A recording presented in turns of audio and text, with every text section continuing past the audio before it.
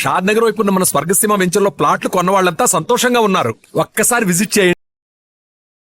మండ్యాలో crime so మండ్యాలో crime ఎక్కువ, politically charged up. ఇప్పుడు Nikhil Kumaraswamy sir ఇంకా సుమలత మేడంది పార్లమెంట్ ఎలక్షన్స్ ఉండే, ఫుల్ చార్జ్డ్ అప్ ఎలక్షన్స్ ఉండే. సుమలత గారి మీద దాడులు చేయడం, ఆమె కొంచెం ఇబ్బంది కూడా జరిగాయి కదండి అప్పుడు. ఉన్నాయి, బట్ అంబరీష్ సార్ చనిపోయారు, ఫిలిం యాక్టర్, బిగ్ బందోబస్తు. అంటే షుగర్ ఫ్యాక్టరీ బాయిలర్ బ్లాస్ట్ అయ్యి అక్కడ కెమికల్స్ అన్నీ నదిలో కలుస్తున్నాయని మాకు ఇది వచ్చింది కంప్లైంట్. సో అది ఏంటంటే బెంగళూరు వాటర్ సప్లైకి చేరుతుంది. అది శాండ్ బ్యాగ్స్ వేసి అదంతా కంటైన్ చేసి వాళ్ళ వేరే ఆఫీసర్స్తో, డిస్ట్రిక్ట్ అడ్మినిస్ట్రేషన్తో కలిసి చేశాం. హ్యూమన్ ట్రాఫికింగ్ కూడా ఎక్కువ ఉంటుందని కదా. హ్యూమన్ ట్రాఫికింగ్ ఉంది కొంచెం. అక్కడ నుంచి గోవాకి తీసుకెళ్తారు, గోవాకి వెళ్తారు, మహారాష్ట్రకి వెళ్తారు. అది ఒక్కటి కేసు క్రాక్ చేసాం అప్పుడు గదగ్లో ఉన్నప్పుడు. ఇట్లా మిస్సింగ్ గర్ల్స్ ఉన్నారు చాలా మంది, ఏజ్డ్ బిట్వీన్. కాంట్రాక్ట్ మ్యారేజెస్ అని ఉంటాయి. అవునా? సో వాళ్ళు వచ్చి కాంట్రాక్ట్ టైప్లో మ్యారేజ్ తీసుకెళ్ళిపోయి వాళ్ళ దగ్గరే ఉంచుకుంటారు. పేరెంట్స్ మీద పెట్టాము, వాళ్ళ మీద పెట్టాము, ఎవరైతే అమ్మారో వాళ్ళ మీద పెట్టాము. ఈ డిపార్ట్మెంట్లో రావాలనుకునే వాళ్ళకి మీరు ఇచ్చే మెసేజ్? డిపార్ట్మెంట్కి అందరూ వెల్కమే, కానీ మనం ఎందుకు వచ్చాం డిపార్ట్మెంట్కి, మనం ఏం చేయగలుగుతాం? బికాస్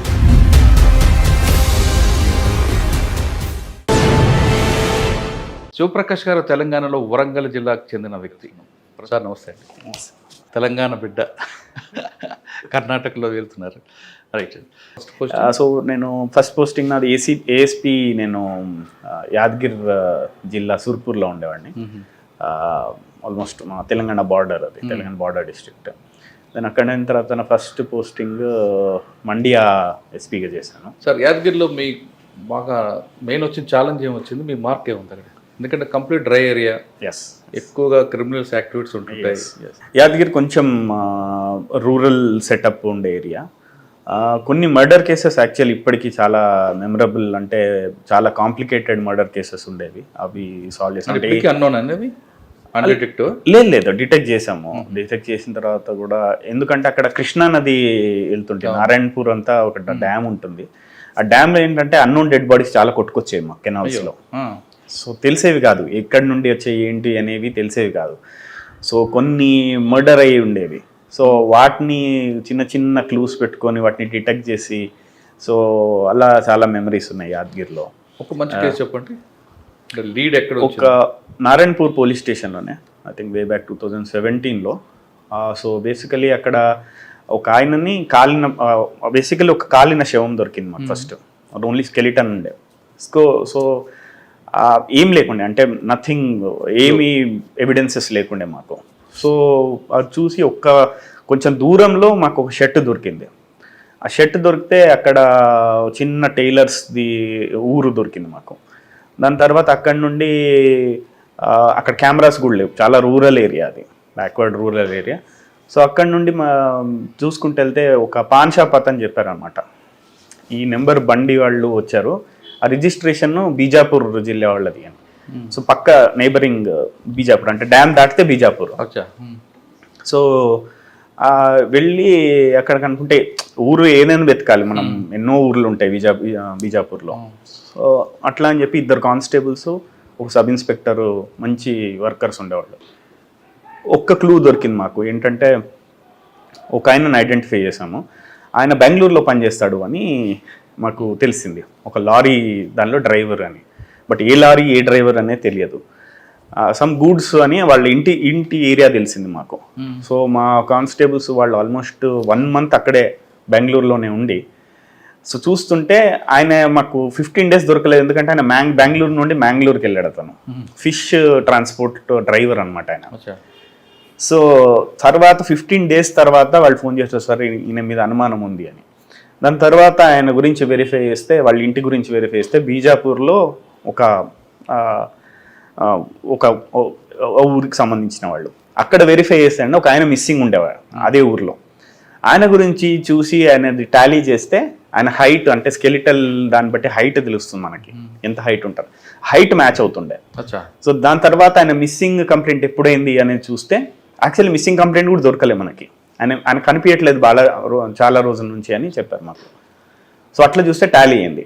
సో దాన్ని చూస్తే ఆయన మర్డర్ అయిన ఆయన సేమ్ అని తెలిసింది. మేము బ్లడ్ డిఎన్ఏ అది చేస్తే వాళ్ళ మదర్దిను డిఎన్ఏ మ్యాచ్ అయింది. సో అట్లా వచ్చిన తర్వాత మనకి తెలిసిపోయింది ఈయనే చనిపోయింది. తెలిసాడు కానీ అది అక్యూజ్డ్ ఆయన్నే, లారీ ఆయన్నే. ఫస్ట్ అక్యూజ్డే తెలిసాడు, బట్ కన్ఫర్మ్ చేసుకోలేదు మేము ఆయన కాదా అనేది. ఎందుకండి చంపాడు? సో బేసికలీ కొంచెం ఇల్లీగల్ రిలేషన్ ఉండే. సో వాళ్ళ వైఫ్ వీళ్ళకి ఇల్లీగల్ రిలేషన్, దాంతో వాళ్ళ వైఫ్ ఈయన కలిసి చంపారు. వైఫ్ లవర్ కలిసి హస్బెండ్ని చంపారు.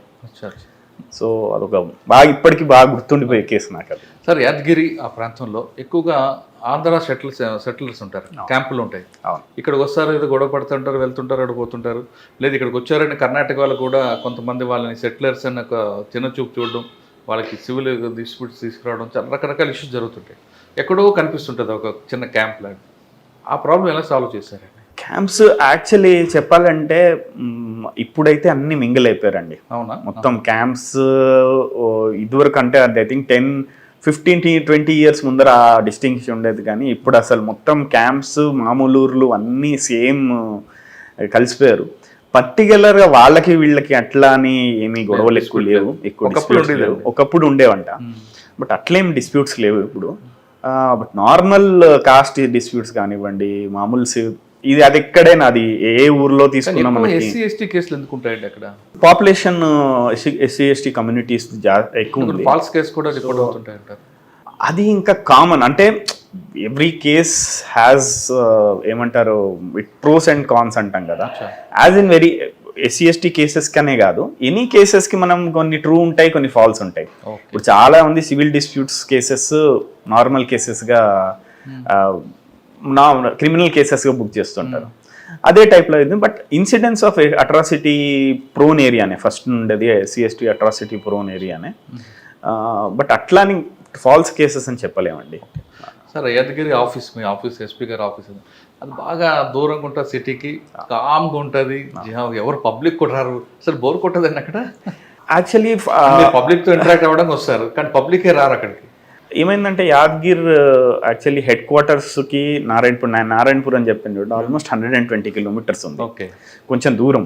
ఫస్ట్లో పెటిషనర్స్ వచ్చేవాళ్ళు కదా, బట్ ఇప్పుడు బాగానే వస్తున్నారు. అంటే స్పీకర్ ఆఫీస్ కూడా చాలా నిర్మానుష్యంగా, అంటే అది ఏంటంటే డీసీ ఆఫీస్, ఎస్పీ ఆఫీస్ అన్ని కొంచెం అవుట్స్కర్ట్స్ లో పెట్టారు, బట్ వస్తూనే ఉంటారు. కాలేజ్ కూడా ఉంటుంది ఒకటి. అసలు ప్లేన్ ఏరియా, చుట్టూ ఎవరు మనుషులు కూడా కనపడరు, డ్రై ఏరియా. బట్ పెటిషనర్స్ ఇప్పుడైతే వస్తున్నారు బాగానే. ఒక ల్యాండ్ గ్రాబర్ ఉంటాడండి, ఐడియా ఉందా మీకు అక్కడ? ఆయన కోసం చాలా మంది పోలీస్ ఆఫీసర్లు బాగా టార్గెట్ చేశారు. నేనప్పుడు ఐడియా లేదు నాకు. అంటే పిటిషన్ వచ్చినా చాలా ఆయన రిమైండ్ చేస్తామని కూర్చున్నారు. Okay okay okay. ఎదుగురు మన ఎస్పీ గారి ఆఫీస్ బ్యాక్ సైడ్ ఉంటారు క్యాంప్. అది వేరే సబ్ డివిజన్ వస్తాయి, నాది షాపూర్, సుర్పూర్ 2 తాలూకాలు వస్తాయి. So but I enjoyed Yadgiri ASP Surpur stint. Yadgiri తర్వాత కొన్ని రోజులు నేను చీఫ్ ఆఫీస్లో ఉన్నాను ఇక్కడ, డీజీ ఆఫీస్లో. తర్వాత ఫస్ట్ డిస్ట్రిక్ట్ వచ్చి మండ్యాలో క్రైమ్. సో మండ్యాలో క్రైమ్ ఎక్కువ, పొలిటికల్లీ చార్జ్డ్ అప్, కానీ మంచి డిస్ట్రిక్ట్. చాలా ఏంటంటే ఒక అకౌంటబుల్ పీపుల్. మన అన్యాయం అయితే అన్యాయం అవుతుందని చెప్తారు వాళ్ళు మొహం మీద. సో వాళ్ళు అట్లాంటి charged up crowd. At the same time నాకు మోస్ట్ సాటిస్ఫాక్టరీ స్టింక్ట్ అంటే మండ్యాదే. ఎందుకంటే ఎలక్షన్స్ జరిగాయి అప్పుడు, నిఖిల్ కుమారస్వామి సార్ ఇంకా సుమలత మేడంది పార్లమెంట్ ఎలక్షన్స్ ఉండే, ఫుల్ చార్జ్డ్ అప్ ఎలక్షన్స్ ఉండే. సో నాకు అది మంచి ఎక్స్పీరియన్స్. చాలా మంది యాక్చువల్లీ డిప్లాయ్మెంట్ కూడా చాలా ఇచ్చారు నాకు. సుమలత గారి మీద దాడులు చేయడం, ఆమెకు ఇబ్బంది కూడా జరిగాయి కదండి అప్పుడు. ఉన్నాయి, బట్ ఫిజికల్గా అట్లేం జరగాలి చూసుకున్నాం, ఎన్షూర్ చేసాం. బాగా డిప్లాయ్మెంట్ ఉండే, ఆల్మోస్ట్ ఒక్క డిస్టిక్లో 3 జిల్లాల డిప్లాయ్మెంట్ చేసాం. సో ఫిజికల్లీ ఎవరి మీద అటాక్స్ అట్లాంటివి నథింగ్, ఒక్క ఇన్సిడెంట్ కూడా జరగలేదు, బాగా జరిగింది. కానీ సుమలత గారు ఏమనేవారండి మీకు? మామూలు ఫోన్ చేసేవారు, అంటే నార్మల్ ఏమన్నా గ్రీవెన్సెస్, ఏమన్నా సెక్యూరిటీ కావాలి, ఏమన్నా ఇష్యూస్ అవుతున్నాయి, ఎవరైనా వచ్చి బెదిరిస్తున్నారు, ఎవరన్నా ఎలక్షన్స్ని వాళ్ళు ఇన్ఫ్లుయెన్స్ చేస్తున్నారు, ఇట్లాంటివి అడిగేవారు. అచ్చా. నార్మల్ రిటర్న్ ఫార్మల్ కంప్లైంట్స్ ఇచ్చేవాళ్ళు. వీ వుడ్ అటెండ్ ఇమీడియట్ అది. సార్ ఫస్ట్ జిల్లాలో మీకు బాగా గుర్తుండిపోయిన సంఘటన కానీ మీ మార్క్ ఉన్నది ఏముంది అక్కడ? బందోబస్తులే ఉండే నాకు ఒక వారం టోటల్ నిద్ర లేకుండా బందోబస్తు ఉండేది. ఒక వారం నాకు బాగా గుర్తు ఇప్పటికీ. అంబరీష్ సార్ చనిపోయారు, ఫిలిం యాక్టర్. బిగ్ బందోబస్తు. అంటే నాకు అది ఫస్ట్ ఇన్సిడెంట్స్ ఏంటంటే, ఫస్ట్ డే ఏమైందంటే, ఒకటి అక్కడ షుగర్ ఫ్యాక్టరీ ఉండేది మద్దూరు తాలూకాలో. ఆ షుగర్ ఫ్యాక్టరీ బాయిలర్ బ్లాస్ట్ అయ్యి అక్కడ కెమికల్స్ అన్నీ నదిలో కలుస్తున్నాయని మాకు ఇది వచ్చింది, కంప్లైంట్. బేసికల్ అయింది అది. అచ్చా. ఇదే. సో అది ఏంటంటే బెంగళూరు వాటర్ సప్లైకి చేరుతుంది అది. సో ఇమ్మీడియట్గా వెళ్ళి మేము అక్కడ శాండ్ బ్యాగ్స్ వేసి అదంతా కంటైన్ చేసి వాళ్ళ వేరే ఆఫీసర్స్తో, డిస్ట్రిక్ట్ అడ్మినిస్ట్రేషన్తో కలిసి చేసాము.